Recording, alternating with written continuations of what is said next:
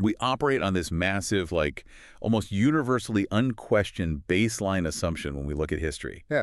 And that assumption is that civilizational collapse is basically the ultimate symptom of scarcity. Right.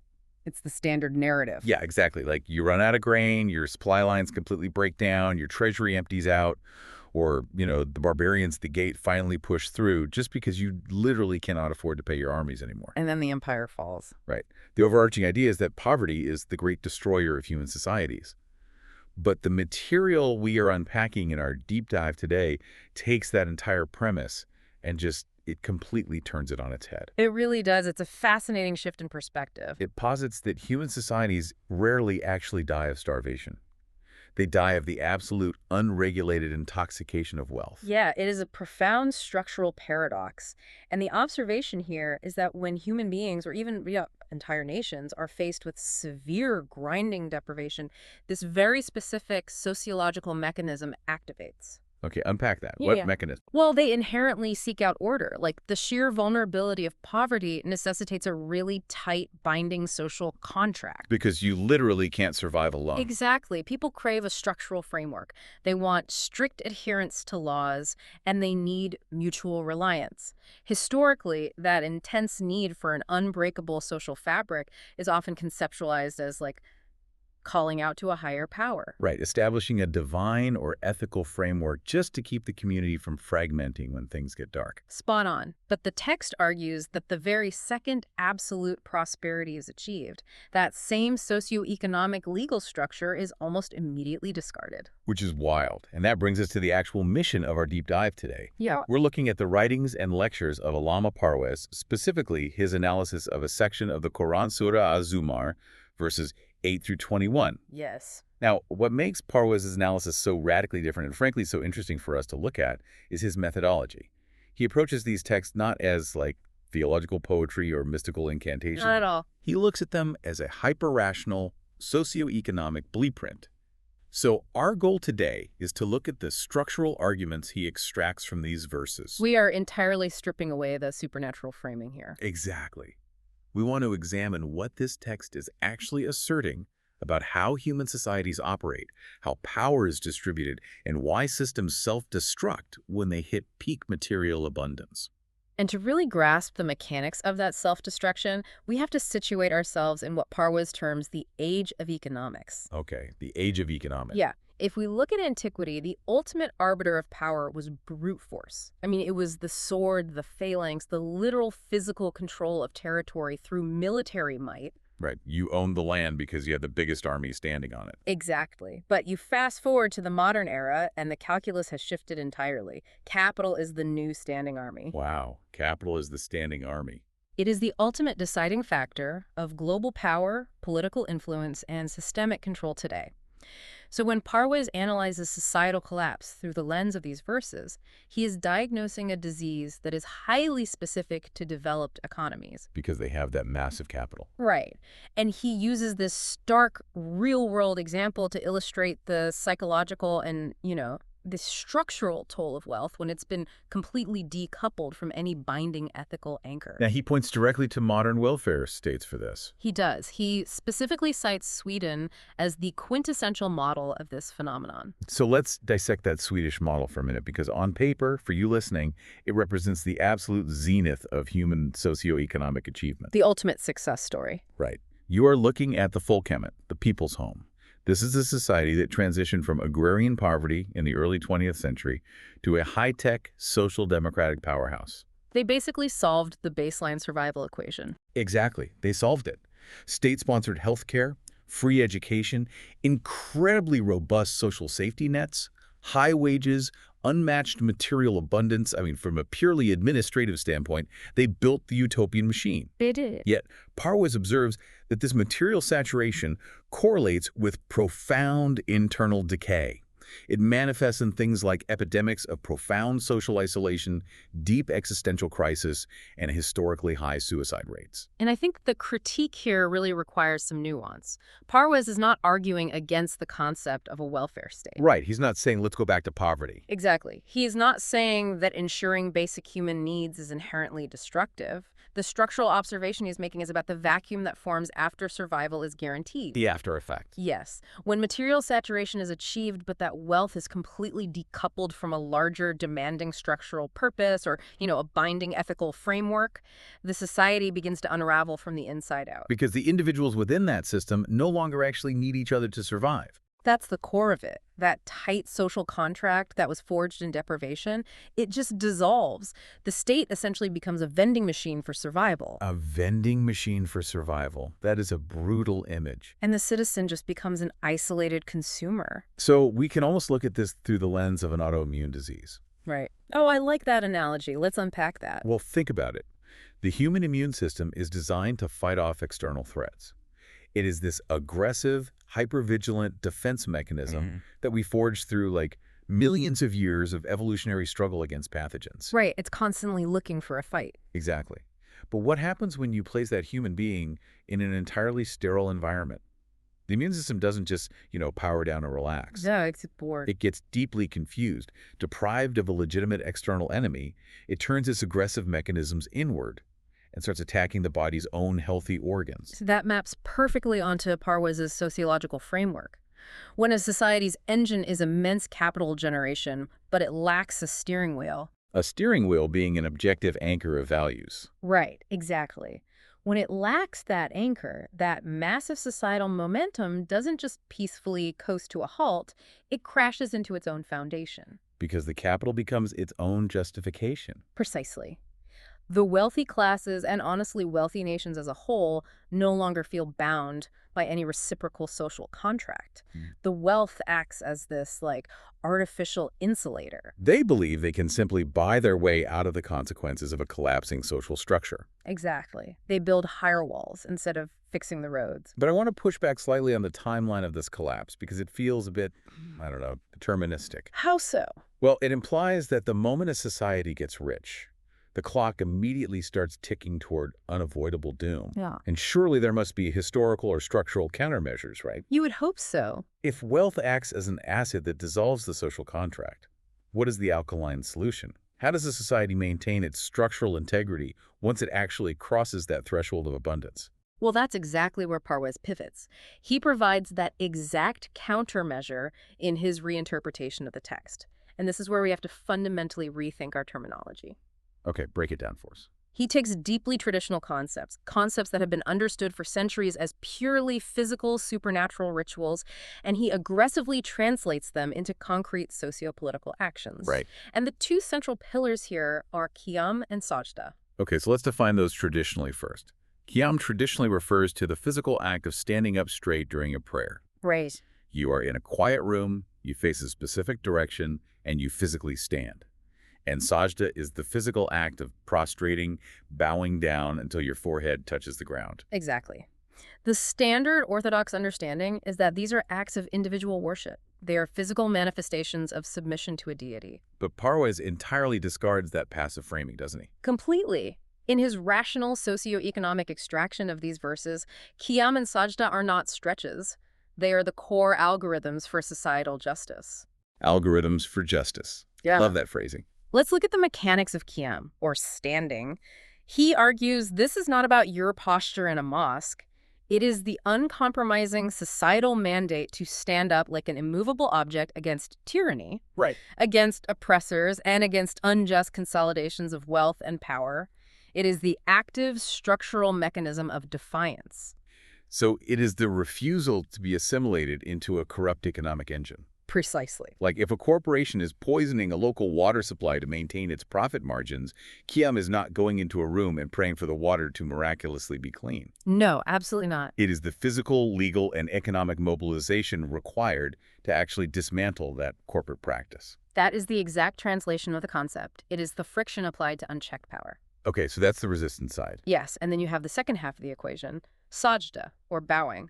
And again, we must completely strip away the image of a solitary individual lowering their head to a carpet. Right, because that's passive. Exactly. Parwez says sajda is the socio-economic action of softening, yielding, and offering complete, unconditional structural support to the oppressed, the weak, and the marginalized. Wow. It is the act of deliberately lowering your own societal privileges in order to elevate someone else. Okay, so if Qiyam is the shield wall against the tyrant, Sajda is the supply line to the refugee. That's a perfect way to visualize it. It's the deployment of your resources, your political capital, and your empathy to reinforce the vulnerable. And the real beauty of this framework, to me anyway, is the tension between the two actions. You require each other. Exactly. They cannot exist independently if the society is going to survive. You must stand firm against power, and you must yield to weakness. Which brings us to a really critical systemic vulnerability. The destruction of a society is absolutely guaranteed the moment this formula is inverted. Inverted. Let's analyze the pathology of a collapsing state through this lens. What happens when a socio-economic system bows to the powerful? Oh. You get systemic sycophancy. You get a culture where the legal framework, the tax code, the media, they all constantly yield to those who already hoard the capital. And we see this constantly in the modern world. We really do. Think about when a massive financial institution commits widespread fraud that devastates working-class pensions. Right. The systemic response is essentially an inverted sajda. It's a soft landing, it's a massive taxpayer bailout, it's a polite congressional hearing where everyone speaks in hushed, deferential tones to the executives. The system bows to the bulldozer. The system bows to the bulldozer. Yeah. And concurrently, that exact same society performs an inverted Qiyam standing ruthlessly and unyieldingly over the weak. Oh, that's dark. The harshest penalties, the strictest austerities, and the most unforgiving zero-tolerance policies are applied exclusively to the vulnerable. Right. So the single mother who makes like a minor clerical error on a welfare application, she faces the full, terrifying, unbending force of state bureaucracy. It is the ultimate perversion of the social order. You're applying the mechanisms of resistance to the marginalized and applying the mechanisms of grace to the monopolists. It just mathematically guarantees a structural collapse. Yeah. Because the load-bearing walls of the society are being systematically hammered to pieces while the decorative trim is being reinforced. Exactly. And Parwez uses historical precedent to show how these concepts were originally deployed as these active, highly disruptive forces rather than passive rituals. Because historically, they weren't just sitting around. Right. He focuses heavily on a sub-theme in the verses concerning night planning, or tadabbur. Okay, tell us about night planning. So the traditional narrative often paints the early figures of these movements as ascetics, people who spent their entire nights awake, engaged in endless, solitary chanting or meditation. Which, paints a picture of extreme personal piety, but absolute political irrelevance. Totally. It creates this image of monks meditating in a monastery while the entire world burns down outside their walls. But Parwez completely shatters that image. He reinterprets these nights not as periods of mystical isolation, but as intense strategic war councils. War councils. Yes, you have to look at the geopolitical reality of that era. These early communities were operating right in the crosshairs of two absolute global socio-economic superpowers, the Roman and Persian empires. Right. These weren't small tribes. These were massive, incredibly sophisticated engines of wealth extraction and military dominance. Exactly. And you do not dismantle the Roman Empire by sitting in a dark room focusing on your breathing. You just don't. The disparity in resources is way too vast. So what Parwez argues is that the nights were actually utilized for deep rational consideration, intelligence gathering, and strategic plotting. The term tadabbur implies looking at the consequences of actions, really understanding the long-term ripple effects of a structural decision. So they're basically doing socioeconomic reviews. Exactly. They were reviewing the socio-economic actions of the day. They were analyzing the supply lines of the ruling oligarchy, mapping out the political alliances of the surrounding factions. Calculating precisely when to execute a qiyam, a stand against the elites, and when to execute a sajda, forming an alliance with the marginalized factions. It fundamentally changes the narrative from a sort of internal religious awakening to a highly calculated geopolitical insurgency. It's a completely different paradigm. But this immediately raises a massive and honestly very uncomfortable question about the evolution of ideas. Well, if these concepts, standing against tyranny, yielding to the weak, strategic night planning, if they were originally this razor-sharp, highly active blueprint for political resistance and resource allocation, how did they get so completely defanged? How does a massive geopolitical revolution get shrunk down into a set of synchronized gymnastics in a quiet room? That is the million-dollar question. And Parwez says that transformation is actually the result of a highly successful, centuries-long counterinsurgency by the ruling classes. A counterinsurgency. Yes, because when a corrupt oligarchy recognizes that an active, thinking, structurally critical populace is an existential threat to their wealth hoarding, they don't always use violence to suppress them. Because violence is expensive. Violence is expensive, it disrupts the economy, and it often creates martyrs, which just fuels the insurgency. Right. So what's the alternative? The far more efficient method of control is conceptual hijacking. Oh, wow. You just changed the definition of the word so the population essentially polices themselves? Exactly. You convince the populace that their ultimate duty, their highest ethical calling, is not to challenge the economic status quo out in the marketplace, but to perfect their physical posture inside a sanctuary. That is terrifyingly brilliant. It is. You pivot their focus entirely from the material suffering of their neighbors to the abstract salvation of their own individual souls. And that neutralizes the threat completely. Completely. The ruling class can continue to extract wealth and oppress the weak, totally unopposed, because the very people who should be organizing the resistance are busy isolating themselves to perform thousands of voluntary prayers. Which acts as a perfect transition into what might be the most aggressive, blistering critique in Parwez's entire analysis. Yeah, he really doesn't hold back here. He doesn't. He takes absolute dead aim at the culture of escapist belief systems, specifically targeting practices like the 40-day isolation retreats, which are known as wazifas, and the obsession with performing thousands of voluntary night prayers, or nawafil. Right. And he doesn't just call these practices like mildly misguided. He frames them as actual structural crimes against the society. And to understand why, we really have to analyze the sociology of retreat. Let's do it.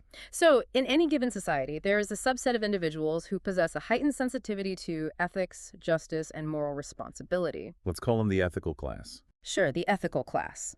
Now, when the overarching culture promotes the idea that true purity is achieved by physically and psychologically disconnecting from the messy, corrupt material world, this ethical class voluntarily exiles itself. They essentially abandon their posts on the socioeconomic battlefield. Exactly. They just hand over the keys to the city. And as we know, nature abhors a vacuum. When the highly principled individuals retreat into monasteries or modern meditation centers or 40-day spiritual isolations, they leave the political, legal, and economic arenas entirely uncontested. Right.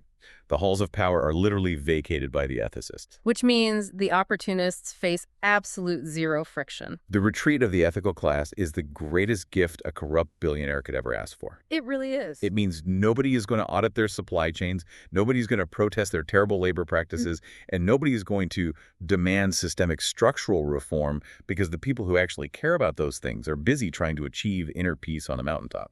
Exactly. And Parwez uses an incredibly visceral contemporary example to highlight the utter depravity of this dynamic. What's the example? He describes a socio-economic reality where the elites, the ruling class who have taken over that vacated space, waste millions of dollars in a single night of extravagant, meaningless excess. Okay. And in the very same city, on the very same night, a child dies because their family cannot scrape together the funds for basic life-saving medicine. Let's just hold on that image for a second. Yeah. Because for you listening, Yeah. this is the absolute crux of the entire argument. It's devastating. The child's death is not an accident of nature. Yeah. It is not like a bout of bad luck.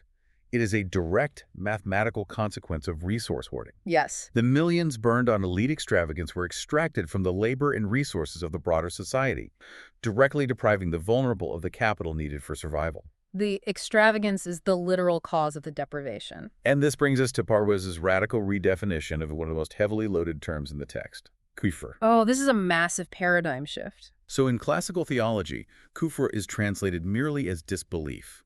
It is framed almost entirely as a thought crime, the failure to intellectually assent to a specific set of dogmas or the existence of a deity. Right. It's viewed as a purely internal intellectual failing. Exactly. But Parwez totally dismantles that. He does. In his socio-economic framework, kufr is an active material mechanism. It is the deliberate denial and dismantling of ethical boundaries by those who hold power. It is economic arrogance at its highest frequency. Yes, so it's not about what you happen to believe in your heart, it's about what you actually do with your capital. That is such a crucial distinction. It is the act of utilizing immense wealth to bypass the social contract entirely. When a corporation or an individual amasses so much capital that they can manipulate the legal system, buy political immunity, and operate completely outside the moral laws that govern the rest of humanity, they become an unregulated force of destruction. They are actively denying the interconnectedness of human survival. Exactly. And that denial, that systemic refusal to acknowledge one's responsibility to the broader societal structure, is the actual functional definition of kufr. I really want to translate this into the modern wellness industry because the parallels are just inescapable. Oh, absolutely. The modern parallels are glaring. We see mindfulness, wellness, and spiritual retreats marketed endlessly today. And invariably, if you look at it, the target demographic is the affluent class. Right. It's people with enough disposable income and time to actually afford to disconnect. Exactly. And so often this mindfulness is weaponized as a highly sophisticated form of escapism. It is a way to compartmentalize the cognitive dissonance of living in a deeply unjust society. It's like you step over a homeless encampment on your way to a $200 an hour meditation studio so you can center yourself. Yes, the text we are analyzing argues that true ethics simply cannot exist in a vacuum like that. If your belief system allows you to achieve internal tranquility while totally ignoring the systemic economic inequalities happening right outside your door, your belief system is structurally bankrupt. It is the total privatization of ethics. The privatization of ethics. Wow, you are optimizing your personal equilibrium while the macroeconomic structure surrounding you is literally on fire. Parwez demands a public, material reality for ethics. Inner peace is irrelevant if the outer structure is tyrannical. Precisely. So this establishes the problem brilliantly. We understand the paradox of wealth, we understand the inversion of standing and bowing, and we clearly see the destructive nature of escapism and unregulated capital. We've laid out the pathology. Right. But what is the engineering fix? Because Parwez doesn't just offer a critique, he offers an alternative structural model. Does. And he introduces this through one of those elegant utilitarian metaphors I think I have ever encountered, the quanit. The quanit is an absolute masterclass in rational resource management. To really understand the metaphor, we have to look at its historical and linguistic roots. Do it. A quanit is a water skin, traditionally used by desert travelers. And in the environment of the ancient Near East, crossing a desert was an exercise in razor-thin margins. I mean, a single mistake and you're dead. Exactly. The water skin was not a luxury item. It was the sole dividing line between survival and death. Therefore, its construction had to be flawless. It had to be tightly sealed, treated, and heavily reinforced so that it would not leak a single solitary drop of moisture. It had to be an impenetrable vault for the most precious resource. Right. But here's where the metaphor gets brilliant.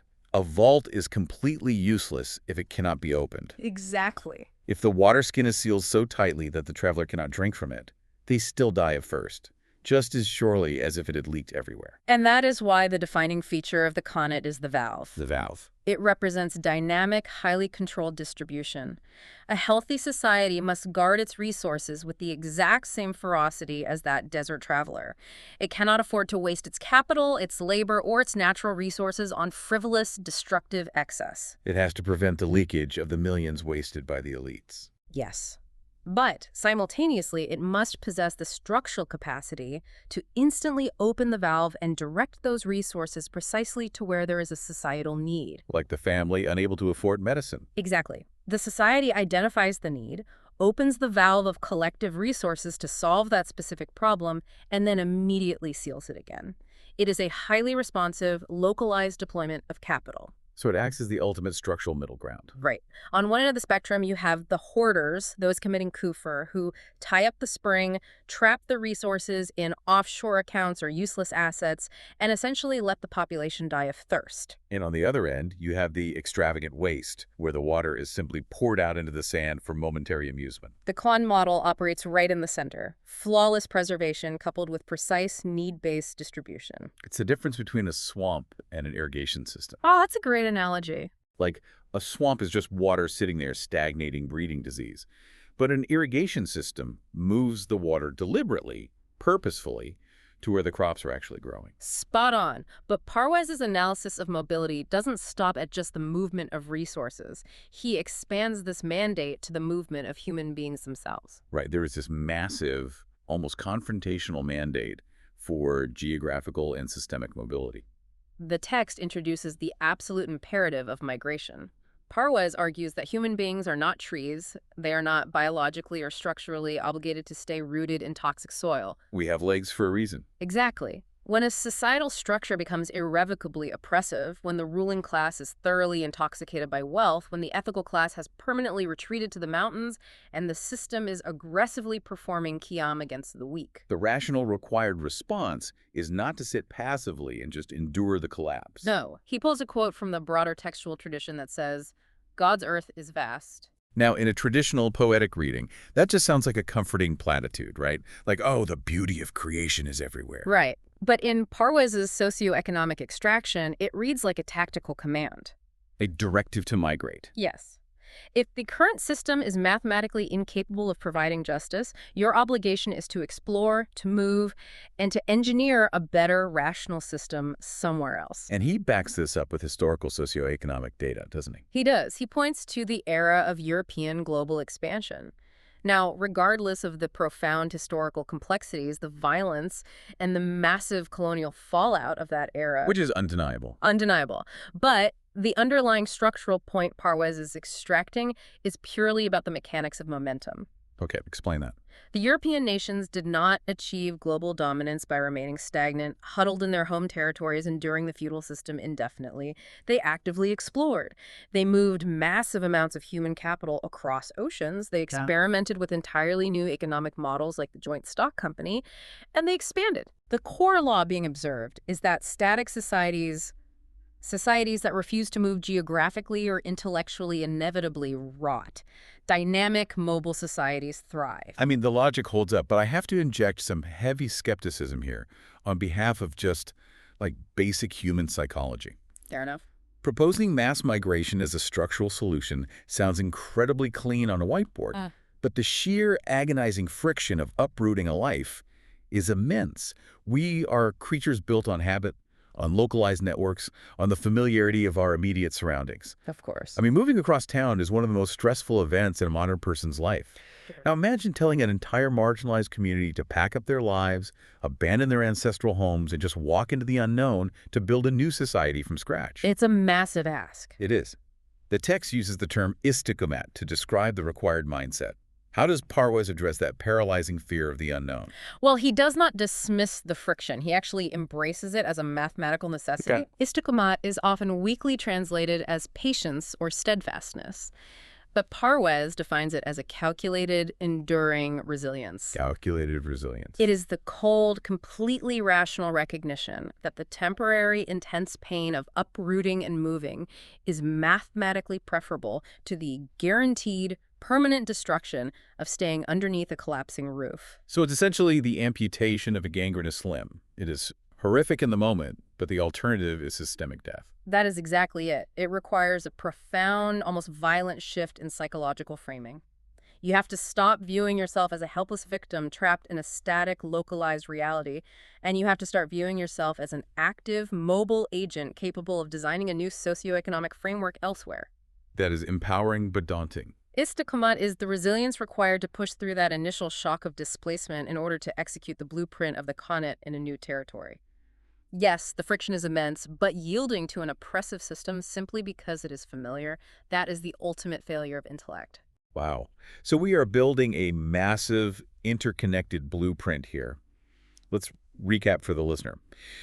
We started with the danger of unchecked wealth, decoupling from ethics. Right. We established the active mechanisms of resistance and support standing against the tyrant, bowing to the weak. We diagnosed the fatal error of escapism and the hoarding of capital. The kuf. Yes, the kufr. And we introduced the solutions, the Connaught model of dynamic resource distribution, and the absolute necessity of mobility. We have all the pieces on the board. So how does Parwez weave all these disparate threads into a single, cohesive theory of civilization? He synthesizes the entire framework through his redefinition of the concept of hasanat. Hasanat. Yes. If you look at classical translations, hasanat is generally reduced to this incredibly vague, subjective concept of goodness or good deeds. Right. Helping an old lady cross the street is a good deed. Donating $1 to charity is a good deed. It's a very soft, unquantifiable metric. But Parwez demands a far more rigorous, mathematically precise definition. He defines hasanat not as a feeling of goodness, but as perfect proportion or precise structural balance. Let's contextualize that with an architectural analogy because I think it helps ground it. Feels good. If you are building a massive suspension bridge, goodness doesn't keep the bridge from collapsing. You don't want the engineers to just have good intentions. You want them to have perfect calculations. Exact. The tension in the steel cables must perfectly counteract the gravitational load of the concrete deck. If a single load-bearing column is out of proportion by even a fraction of an inch, the entire structure eventually experiences catastrophic failure. That is the exact mechanism of hasanat applied to human society. A just civilization requires exact socio-economic equilibrium. Meaning everything has to balance. Your legal systems, your distribution of resources via the Connaught, the intensity of your resistance against tyranny, the depth of your support for the vulnerable, every single element must be in perfect, rational proportion to the others. Too much rigidity, and the society snaps. And too much yielding, and it dissolves. Goodness in this framework is not an abstract moral feeling. It is a meticulously, rationally constructed social reality. And if a society actually manages to pull this off, if a community utilizes their intellect, manages their resources dynamically, resists corruption, and actually achieves this state of perfect proportion, what happens? The text discusses the concept of the wa'da, the divine promise. But given the entirely rational framework Parwez has built here, I assume this isn't a promise of pearly gates and harps in the afterlife. Absolutely not. In Parwez's socio-economic extraction, the wa'da is entirely stripped of its supernatural connotations and presented as an immutable law of thermodynamics applied to sociology. So it's pure cause and effect. It is the natural law that dictates the outcome of applied physics. Like if you drop an apple, gravity promises it will hit the floor. Exactly. The wa'da dictates that if a society actually implements economic justice, if it rigorously cares for its vulnerable, if it manages its resources rationally without waste or hoarding, and if it actively, physically resists tyranny, What's the output? it will achieve a beautiful, functional, and prosperous life in this world, right here, right now. Wow. The prosperity is not a magical reward deferred to an unseen afterlife. Yeah. It is the immediate, logical, unavoidable output of a structurally sound societal engine. The machine works perfectly because the machine was built correctly. Exactly. But, diagnosing the exact proportions required for your specific era is incredibly difficult. Yeah. You can't just operate on autopilot. No, you definitely can't. The text introduces one final concept to explain how humans are supposed to calculate these proportions, right? Ulul albab. Yes, ulul albab. It is essentially the cognitive engine of this entire system. It refers to those who possess deep, piercing, critical insight. Because things change. Exactly. Parwez emphasizes that executing this socioeconomic blueprint requires high-level, constant, unrelenting critical thinking. The variables of a society, technology, population density, climate, resource availability, they're constantly shifting. Right. Therefore, you cannot simply imitate the rulings or the proportions established by scholars 1,000 years ago. Right. You can't run a modern, hyper-connected, algorithmic global economy using the tax codes designed for agrarian camel herders in the 7th century. You really can't. The foundational principles of perfect proportion remain exactly the same, but the application must constantly adapt to the age of economics. The socio-economic reality is fluid, so the intellect must be actively engaged. Ulul albab demands that you continuously process the material reality of your specific moment in time. You have to look at the exact conditions of today and deduce. Is this a moment that requires the aggressive friction of standing, or is this a moment that requires the empathetic yielding of bowing?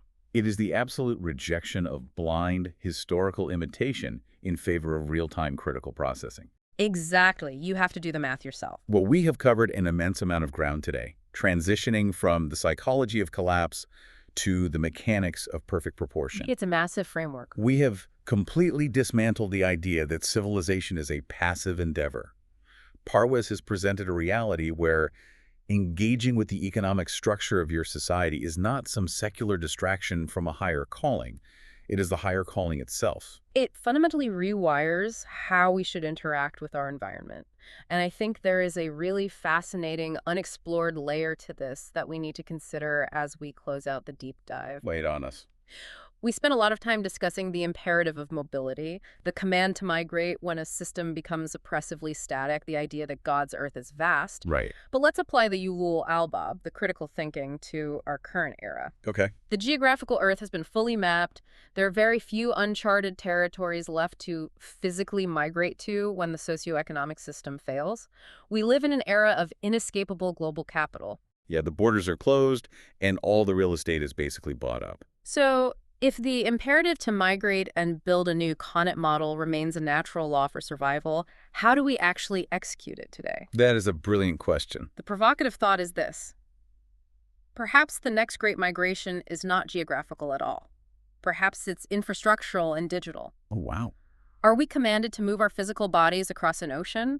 Or are we being challenged to migrate our resources, our labor, and our intellect out of centralized, corrupt financial systems and into newly engineered, parallel digital structures? That completely reframes the resistance. If the traditional societal architecture is suffering from the unregulated intoxication of wealth, maybe the ultimate act of modern resistance, the new Qiyam, is the quiet, resilient coding and construction of entirely new, decentralized networks of perfect proportion right underneath the nose of the collapsing empire.